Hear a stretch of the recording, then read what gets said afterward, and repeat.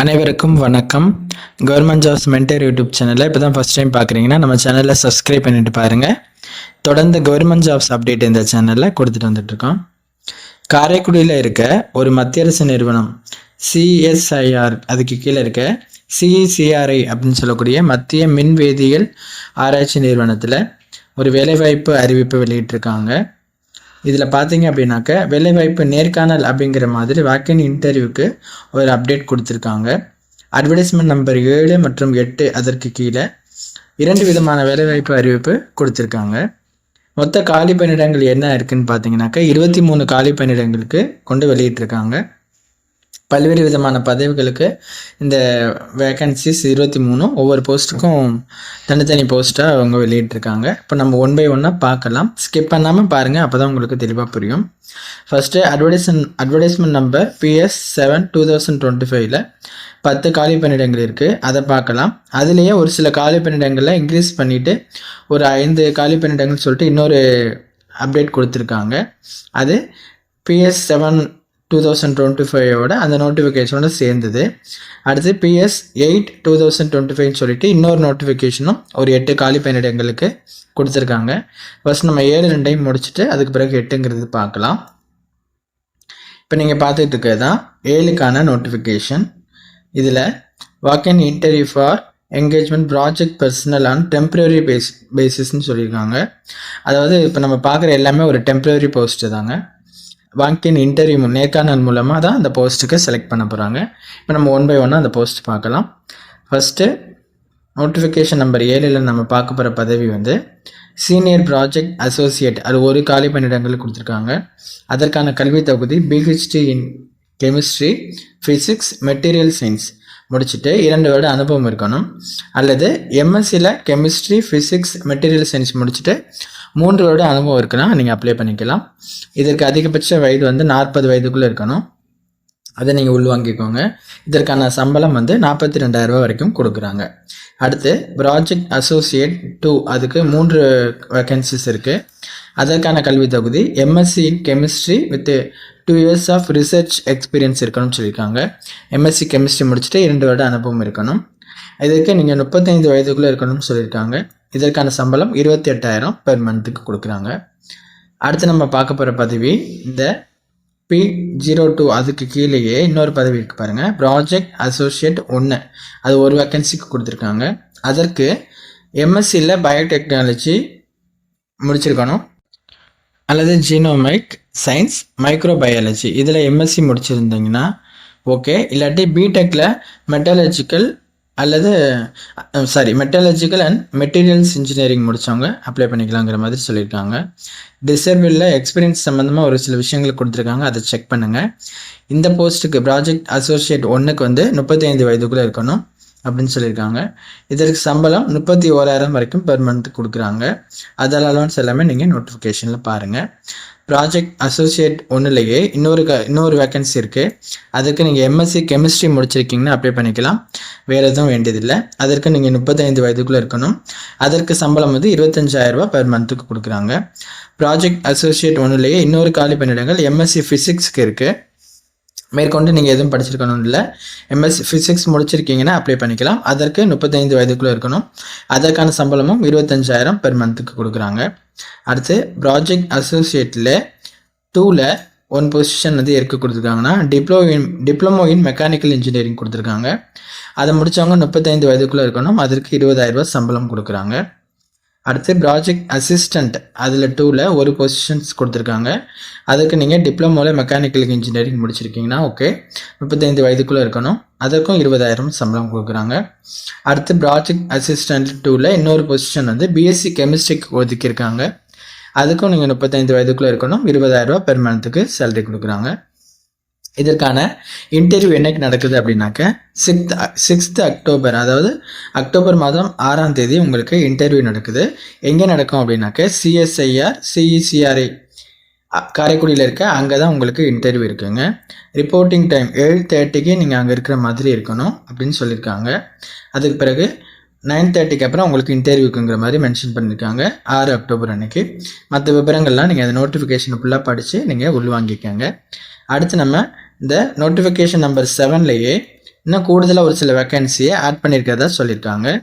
அது என்னென்ன பதவிகள் அப்படின்னு பார்த்துடலாம். அதில் ஜூனியர் ரிசர்ச் ஃபெலோ ஒரு வேக்கன்சிக்கு ஒதுக்கியிருக்காங்க. அதுக்கு நீங்கள் கல்வி தகுதி என்னென்னா பிடெக்கில் biotechnology and biochemical engineering with GATE NET முடித்தவங்க அப்ளை பண்ணணுங்க. அல்லது எம்எஸ்சியில் biotechnology, genomic science, zoology, microbiology with GATE NET முடித்தவங்க அப்ளை பண்ணுற மாதிரி இருக்கும். இந்த ஜேஆர்எஃப் போஸ்ட்டுக்கு 35 வயதுக்குள்ளே இருக்கணும். இதற்கு சம்பளம் வந்து 37,000 பர் மந்த்துக்கு கொடுக்குறாங்க. அடுத்து ப்ராஜெக்ட் அசோசியேட்டில் 2ல் 2 பொசிஷன் ஒதுக்கியிருக்காங்க. அதில் பார்த்தீங்கன்னா எம்எஸ்சி கெமிஸ்ட்ரி அல்லது 2 years experience in research and development அப்படின்னு சொல்லி ஒதுக்கியிருக்காங்க. அது என்னென்னா நீங்கள் எம்எஸ்சி கெமிஸ்ட்ரி முடிச்சிருந்தீங்கனாலும் ஓகே, இல்லைனா 2 வருடம் ரிசர்ச் அண்ட் டெவலப்மெண்ட்டில் எக்ஸ்பீரியன்ஸ் இருக்குன்னா அப்ளை பண்ணிக்கலாம். அதற்கு நீங்கள் 35 வயதுக்குள்ளே இருக்கணும். உங்களுக்கு 28,000 பர் மந்த்துக்கு கொடுக்குறாங்க.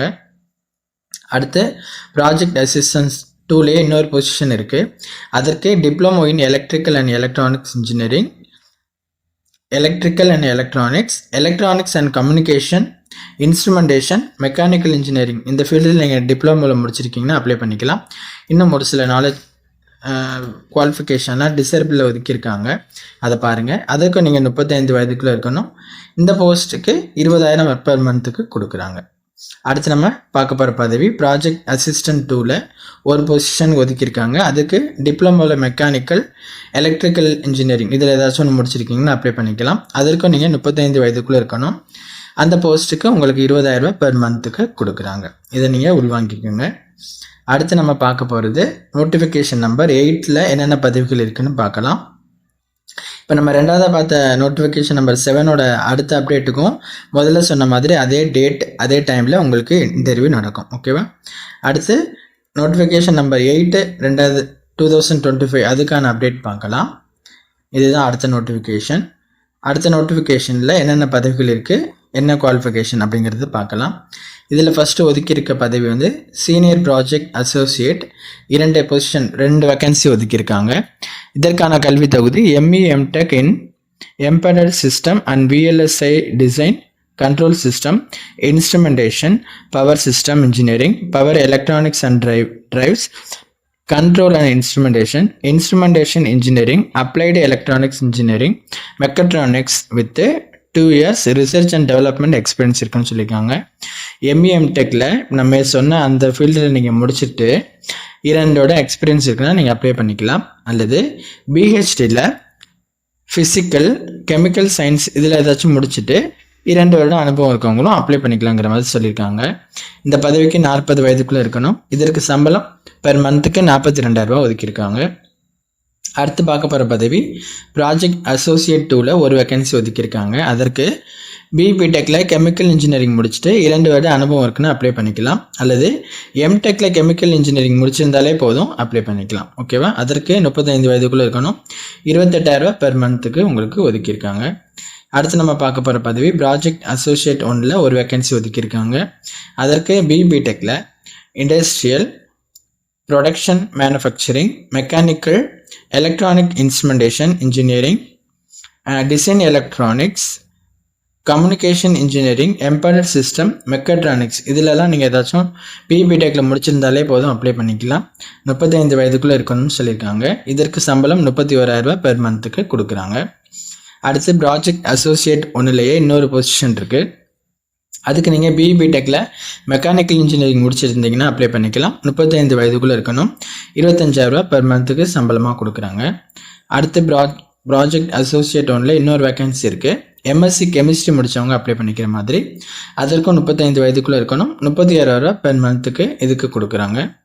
அடுத்து ப்ராஜெக்ட் அசிஸ்டன்ட் 2ல் ஒரு பொசிஷன் ஒதுக்கியிருக்காங்க. அதுக்கு நீங்கள் பிஎஸ்சியில் கெமிஸ்ட்ரி முடிச்சிருக்கீங்கன்னா அப்ளை பண்ணிக்கலாம். வேறு எதுவும் குவாலிஃபிகேஷன் தேவையில்லை. அதுக்கு நீங்கள் 35 வயதுக்குள்ளே இருக்கணும். 20,000 பெர் மந்த்துக்கு கொடுக்குறாங்க. நெக்ஸ்ட் நம்ம பார்க்க போகிறது ப்ராஜெக்ட் அசிஸ்டன்ட் 1 ஒரு பொசிஷன் ஒதுக்கியிருக்காங்க. இதான் நம்ம பார்க்குற கடைசி போஸ்ட்டு. அதில் பாருங்கள் 10th ப்ளஸ் ஐடிஐயில் எலக்ட்ரானிக்ஸ் மெக்கானிக் முடிச்சிருக்கீங்க அப்படின்னாலும் ஓகே. இல்லாட்டி ஐடிஐயில் computer operator and programming assistant முடிச்சிருக்கீங்கன்னா இந்த போஸ்ட்டுக்கு அப்ளை பண்ணிக்கலாம். இதற்கு நீங்கள் 35 வயதுக்குள்ளே இருக்கணும். இதற்கு 18,000 பெர் மந்த்துக்கு உங்களுக்கு கொடுக்குறாங்க. அடுத்து நம்ம பார்க்க போகிற இந்த 8th நோட்டிஃபிகேஷனுக்கு முதல்ல நான் சொன்னது நோட்டிஃபிகேஷன் நம்பர் 7க்கு அது ரெண்டுக்குமே உங்களுக்கு 6 அக்டோபர் அன்றைக்கி உங்களுக்கு இன்டர்வியூ இருக்குது. நம்ம நோட்டிஃபிகேஷன் நம்பர் 8 2025க்கு உங்களுக்கு அக்டோபர் 8ஆம் தேதி அன்றைக்கி இன்டர்வியூ இருக்குங்கிற மாதிரி சொல்லியிருக்காங்க. அதை நீங்கள் உள்வாங்கிக்கோங்க. ஃபஸ்ட் நம்ம சொன்ன நோட்டிஃபிகேஷன் நம்பர் 7க்கு வந்து இன்டர்வியூ எங்கே இருக்குனாக்க காரைக்குடியிலே இருக்குங்கிற மாதிரி சொல்லியிருக்காங்க. காரைக்குடியில் இருக்க சிஎஸ்ஐஆர் சிசிஆர்ஐ அப்படின்னு காரைக்குடியில் இருக்கு இல்லையா, அங்கே தான் நோட்டிஃபிகேஷன் நம்பர் 7க்கு இன்டர்வியூ இருக்குது. ஆனால் நோட்டிஃபிகேஷன் நம்பர் 8ல் பார்க்குற பதவிகளுக்கு அப்ளை பண்ணுறவங்க நீங்கள் இன்டர்வியூக்கு எங்கே போகணும் அப்படின்னாக்க 8 அக்டோபர் அன்னைக்கு சிஇசிஆர்ஐ சென்னை யூனிட் தரமணி சென்னையில் உங்களுக்கு இன்டர்வியூ இருக்கும். இதை நீங்கள் உள்வாங்கிக்கோங்க. அதையும் இதையும் போட்டு குழப்பிக்கக்கூடாது. நீங்கள் கரெக்டாக மைண்டில் வச்சுக்கோங்க. நோட்டிஃபிகேஷன் நம்பர் 7 2025 அந்த போஸ்ட்டுக்கு 2 நோட்டிஃபிகேஷன் இருக்குது. அந்த 2 நோட்டிஃபிகேஷனுக்குமே நீங்கள் இன்டர்வியூ அட்டன் பண்ணுறதா இருந்தால் காரைக்குடியில் இருக்க சிஇசிஆர்ஐ நிறுவனத்தில் போயிட்டு நீங்கள் இன்டர்வியூ அட்டன் பண்ணணும். இல்லை நோட்டிஃபிகேஷன் நம்பர் 8 2025க்கு நீங்கள் இன்ட்ரெஸ்டடாக இருக்கீங்க, அந்த உள்ள போஸ்ட்டுக்கு அப்ளை பண்ணுறீங்க அப்படின்னாக்க அதற்கு இன்டர்வியூக்கு நீங்கள் எங்கே போகணுன்னா சென்னையில் இருக்க சிஇசிஆர்ஐ யூனிட்டுக்கு போகணும். தரமணி சென்னை அவங்க அட்ரஸ் கொடுத்துருக்காங்க பாருங்கள், இங்கே போகணும். அதே டைம் தான், ஓகேவா? அது ஒன்றும் பிரச்சனை இல்லை. 8 அக்டோபர் 2025 கொடுத்துருக்காங்க. நீங்கள் நோட்டிஃபிகேஷனை தரவாக செக் பண்ணுங்கள், அப்போ தான் உங்களுக்கு புரியும். இந்த விஷயத்தை உள்வாங்கிக்கோங்க.